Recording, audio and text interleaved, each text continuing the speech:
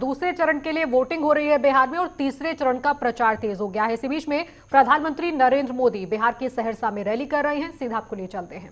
बनता है बिहार का सामर्थ्य बिहार की ऊर्जावान बहन बेटियों से बनता है। बिहार का सामर्थ्य बिहार की क्रांतिकारी मिट्टी से बनता है। बिहार का सामर्थ्य बिहार के गरीबों, वंचितों, दलितों, पिछड़ों की संकल्प शक्ति से बनता है। जंगल राज ने बिहार के सामर्थ्य के साथ जो अन्याय किया, जो विश्वासघात किया, वो बिहार का एक एक नागरिक, पुरानी पीढ़ी वाले भी और वर्तमान पीढ़ी वाले भी बहुत अच्छी तरह जानते हैं। साथियों, गरीब गरीब की बातें करते रहना, जुबान पर बार बार गरीब की बात लाना, इन लोगों ने बिहार के गरीब को ही चुनाव से दूर कर दिया था। ये हाल था बिहार का कि बिहार के गरीब को अपनी मर्जी की सरकार बनाने का अधिकार ही नहीं था। जंगल राज के उस दौर में मतदान के दिन गरीबों को घर से नहीं निकलने दिया जाता था। बूथ के बूथ लूट लिए जाते थे।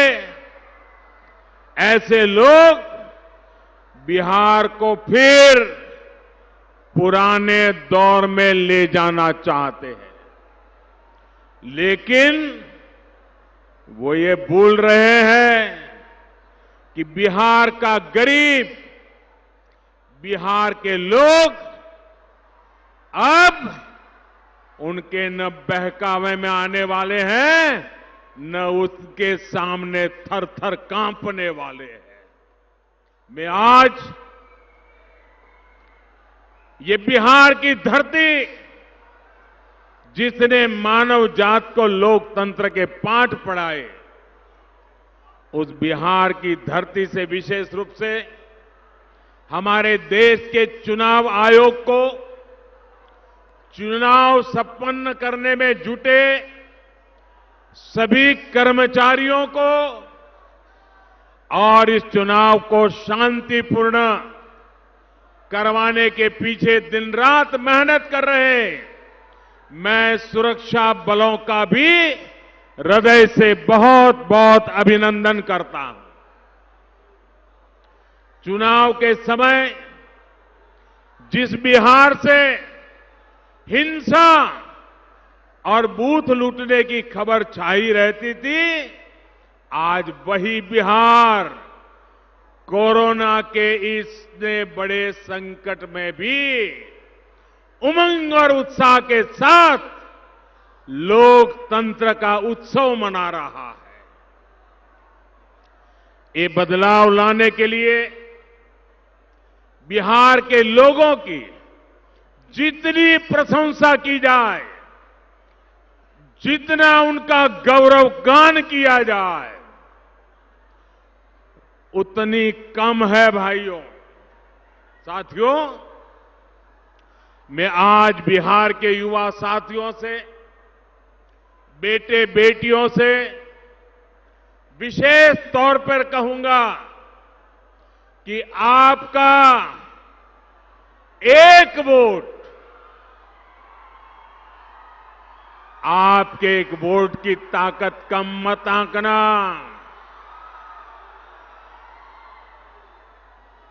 जिस प्रकार से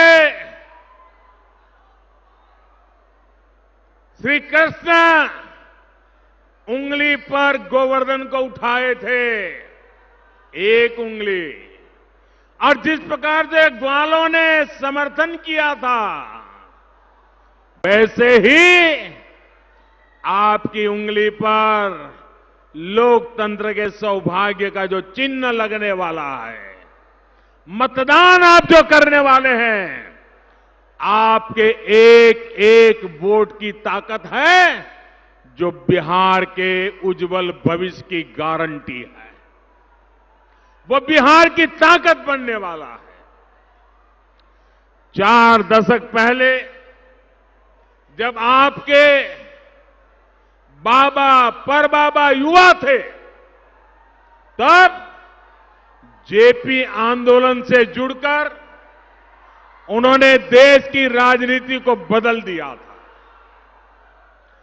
भ्रष्ट और लोकतंत्र विरोधी सरकार को उखाड़ने में उन्होंने अपना योगदान दिया था। उसके बाद 2005 में आपके पिता और आपकी माता की पीढ़ी के हाथ एक जिम्मेदारी आई।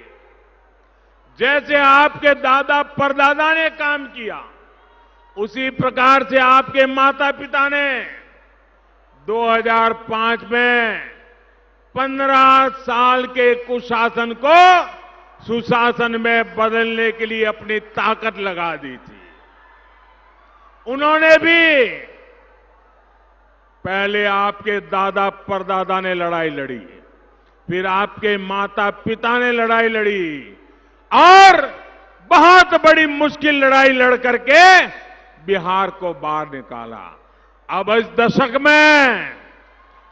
दशक में आपको आत्मनिर्भर आधुनिक बिहार बनाने के लिए जो काम आपके दादा परदादा करके गए, जो काम आपके माता पिता ने किया, वो काम आज बिहार के नौजवानों को आगे बढ़ाना है, नई ऊर्जा के साथ बढ़ाना है। आत्मनिर्भर बिहार यानी बिहार का नेक्स्ट जनरेशन आईटी हब के रूप में विकास। आत्मनिर्भर बिहार यानी बिहार में नए दुग्ध प्रोसेसिंग, मिल्क प्रोसेसिंग उद्योगों का विकास। आत्मनिर्भर बिहार यानी बिहार में सैकड़ों नए किसान उत्पादक संघों का निर्माण। आत्मनिर्भर बिहार यानी बिहार के स्थानीय उद्यमियों, स्थानीय व्यापारियों का विकास। आत्मनिर्भर बिहार यानी बिहार के कुटीर उद्योगों का विकास। आत्मनिर्भर बिहार यानी स्थानीय भाषा में, मातृभाषा में मेडिकल इंजीनियरिंग जैसी तकनीकी शिक्षा की पढ़ाई। आत्मनिर्भर बिहार यानी IT park, software park, hardware manufacturing park का निर्माण। आत्मनिर्भर बिहार यानी हर गांव में इंटरनेट, हर पंचायत में इंटरनेट। आत्मनिर्भर बिहार यानी 6ठी कक्षा के ऊपर के सभी छात्र छात्राओं को कंप्यूटर की शिक्षा। भाइयों और बहनों, एनडीए की सरकार में बिहार इन संकल्पों को पूरा कर तेज गति से आगे बढ़ सकता है। लक्ष्य कितना ही बड़ा क्यों न हो, चुनौती कितनी ही बड़ी क्यों न हो, ये बिहार है। बिहार ने हमेशा सफल होकर के दिखाया है।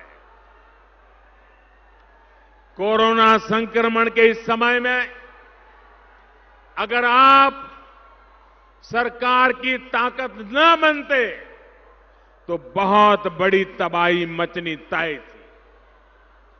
गरीब को राहत देने से लेकर गरीब परिवार को रोजगार देने तक के प्रयास आपके सामने है। आज पूरी दुनिया ये देखकर हैरान है कि भारत कैसे अमेरिका और यूरोप की कुल आबादी से भी ज्यादा लोगों के लिए मुफ्त में राशन का इंतजाम कर रहा है। कोई गरीब भूखा न सोए, ये कोरोना काल में सरकार की बहुत बड़ी प्राथमिकता रही है। बीते 8 महीने से ये काम पूरी तन्मयता से, पूरी निष्ठा से, गरीबों के प्रति पूरे सेवा भाव से चल रहा है। इसके लिए बिहार के किसानों को मैं आज इस धरती से विशेष रूप से नमन करता हूं। भाई और बहनों, बीते दशक में नीतीश जी के नेतृत्व में एनडीए सरकार ने आत्मनिर्भर बिहार की मजबूत नींव रखी है। बिहार में बिजली, पानी, सड़क जैसी मूलभूत सुविधाएं आज गांव-गांव पहुंच रही है। आज बिहार में भी सड़कें देर रात तक भी आबाद रहती है और बाजारों में चहल पहल रहती है। आज बिहार असुरक्षा और अराजकता के अंधेर को पीछे छोड़ चुका है।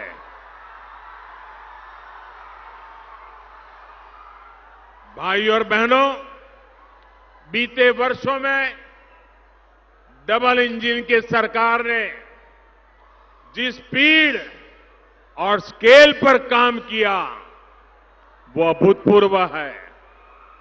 आप याद करिए, बैंकों तक आपका पहुंचना कितना मुश्किल था। हमारे गांवों का बैंकों से लेन देन तो बहुत ही कम था। जरूरी पैसे के अभाव में गांव के युवा अगर अपना छोटा मोटा व्यवसाय करना भी चाहते तो नहीं कर पाते थे। हमारी बहनों बेटियों के सशक्तिकरण में भी ये सबसे बड़ा रोड़ा था। इस स्थिति को बदलने के लिए बीते सालों में अनेक कदम उठाए गए हैं। जन धन योजना के तहत बिहार में लगभग 5 करोड़ बैंक खाते खुलवाए गए। इसमें से आधे से ज्यादा बैंक खाते बिहार की महिलाओं के हैं, हमारी माताओं के, बहनों के, बेटियों के हैं। इसी जन धन योजना के कारण कोरोना के इस संकट काल में बिहार की लाखों बहनों के बैंक खाते में सीधे सैकड़ों करोड़ रुपए जमा हो पाए हैं। यही जन धन योजना है जिसके कारण कोरोना काल में भी बिहार के लाखों किसान परिवारों के बैंक खाते में सीधी मदद पहुंच पाई है। भाई और बहनों, बैंक खाते के साथ साथ मुद्रा योजना से भी बिहार की महिला उद्यमियों सहित छोटे व्यवसायियों को रोजगार और स्वरोजगार को एक नई ऊर्जा मिली है, नई ताकत मिली है। कोई दुकानदार है, कोई ढाबा चलाता है, ऐसे अनेक छोटे छोटे व्यापार कारोबार गांव-गांव, शहर-शहर में अनेक साथी करते हैं। मुद्रा योजना के तहत बिहार में करीब 2.5 करोड़ ऋण बिना गारंटी आवंटित किए गए हैं। इससे भी करीब 1.25 करोड़ तो हमारी महिला बहनें उद्यमी हैं। 50 लाख से अधिक साथी ऐसे हैं जिन्होंने पहली बार इस योजना के तहत बैंक से कर्ज लिया है, ऋण लिया है।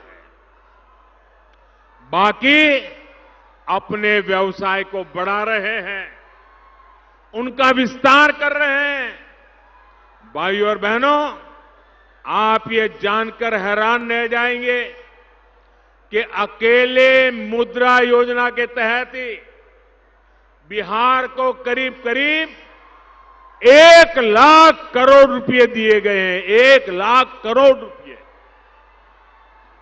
साथियों, आज गांव, गरीब, वंचित, पिछड़े, दलित, आदिवासी के लिए जो बैंकों का ये दरवाजा खुला है, उससे सिर्फ उसकी आर्थिक मदद ही नहीं हुई है, बल्कि उसमें एक नया आत्मविश्वास आया है। एनडीए सरकार कमजोर वर्ग की हर जरूरत को देखते हुए काम कर रही है।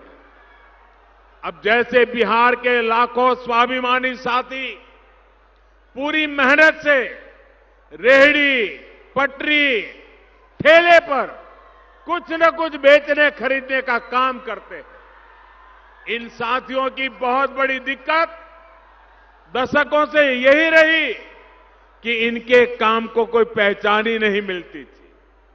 अब पीएम स्वनिधि योजना, ऐसे लाखों साथी पहली बार सिस्टम में रजिस्टर हो रहे हैं। उनको पहली बार बैंकों से सस्ता और आसान ऋण तो मिल ही रहा है, भविष्य में और ज्यादा ऋण मिले, इसके लिए रिकॉर्ड भी मेंटेन हो रहा है। भाइयों और बहनों, हमारे जो छोटे किसान हैं, पशुपालक हैं, मछली के कारोबार से जुड़े साथी हैं, वो भी लंबे समय तक बैंकों के बाहर से कर्ज लेने के लिए मजबूर थे। बहुत ऊंचे ब्याज से लेते थे। जरूरत पड़ने पर उन्हें बहुत ज्यादा ऊंची ब्याज दरों पर, और वो भी बड़ी मुश्किल से कर्ज मिलता था। जब वो कर्ज तले दब जाते थे, उनके सामने बहुत बड़ा संकट आ जाता था। इसी संकट से उन्हें निकालने के लिए छोटे किसानों, पशुपालकों, मछली पालकों को किसान क्रेडिट कार्ड की सुविधा से जोड़ा जा रहा है।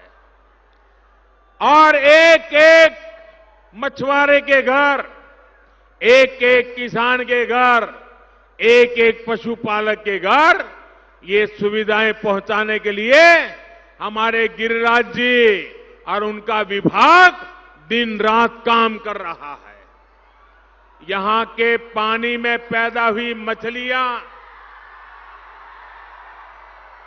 देश के दूसरे हिस्सों में, विदेशों तक में जा सकती है। मछली पालन से जुड़े इंफ्रास्ट्रक्चर को आधुनिक बनाने के लिए सरकार 20,000 करोड़ रुपए खर्च करने जा रही है। आजादी के बाद एक समय इतना रुपया कभी नहीं दिया गया। इसका लाभ यहां के मछली पालन करने वाले लोगों को भी होगा। इसी तरह पशुपालकों की एक बड़ी दिक्कत रही है, जानवरों में होने वाली बीमारी। पशुओं में खुरपका, मुंहपका, फूट एंड माउथ डिसीज कम करने के लिए देश में एक बहुत बड़ा अभियान चलाया जा रहा है। ये अभियान भी बिहार के किसानों का पशुधन बचाने में बहुत बड़ी मदद करेगा। साथियों, बिहार के हर जिले में कम से कम एक ऐसा उत्पाद है जो देश और विदेश के बाजारों में धूम मचा सकता है। आत्मनिर्भर बिहार के लिए हर जिले में इन उत्पादों को निखारने, संवारने के लिए जरूरी इंफ्रास्ट्रक्चर और उद्योग लगाने की प्रक्रिया शुरू हो चुकी है। अभी तक बिहार के 30 जिलों में से ऐसे चुनिंदा उत्पादों की पहचान भी हो चुकी है। अब जैसे सहरसा और सुपौल में मखाना, मधेपुरा में आम, पूर्णिया में केला, किशनगंज में अनानास, यानी हर जिले में इन उत्पादों की प्रोसेसिंग को, ये जो उत्पाद है उनके प्रोसेसिंग को बल देने का, मार्केटिंग को बल देने का व्यापक खाका खींचा जा रहा जो है। जब हर जिले में इस प्रकार के उत्पादों से जुड़े उद्यम लगेंगे तो यहीं पर रोजगार और स्वरोजगार के अनेक अवसर बनेंगे। भाइयों और बहनों, एनडीए सरकार हमारे किसानों के उत्पादों को कितना संरक्षण दे रही है, इसका बहुत बड़ा उदाहरण है हमारा जूट से जुड़ा सेक्टर। आज देश सिंगल यूज प्लास्टिक से मुक्ति की तरफ तेजी से अपने कदम बढ़ा रहा है।